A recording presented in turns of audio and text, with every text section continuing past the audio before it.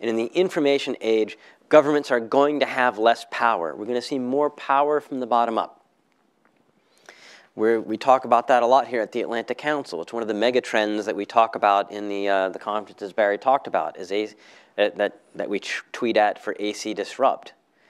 That governments used to have the monopoly on a lot of areas, a monopoly on force, monopoly on other areas, monopoly on currency. This is particularly strong now in, frankly, the post-Snowden era. And we're pretty sure Snowden's not behind Bitcoin.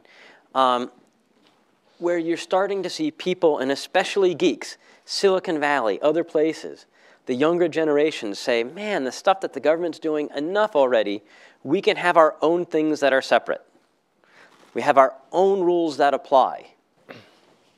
Your bureaucracies, your rules, we have our own social contract for whether that's sharing media, whether that's communicating and having strong cryptography to make sure that happens separate from government. Remember the things that were in Perry's Barlow. If there are problems, we'll solve them. This cyberspace occurs across these borders. So to me, Bitcoin and cryptocurrencies in general are part of this larger trend of the geeks. And I mean geeks as a term of endearment.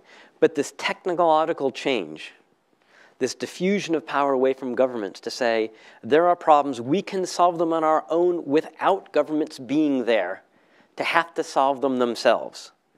This is a really strong trend. You're going to see it here in currencies. You're going to see it as people say, can we invent a new internet that's not so subject to mass surveillance and hack attacks? Or is NSA going to continue to be getting involved, or other governments going to be continuing to get involved? I think the strong money's on governments. It has been in the past every time we've tried, when we've had other disruptive innovations. Sovereignty still matters a lot. So if Bitcoin and other cryptocurrencies remain something that's kind of difficult to use and kind of arcane and really seems too confusing for normal people to use, then probably the governments are gonna stay on one side, are gonna stay mostly dominant. And Bitcoin, like other things that start with crypto, like strong cryptography and other things, will remain a somewhat niche just for those people that are willing to try and figure out how to use it.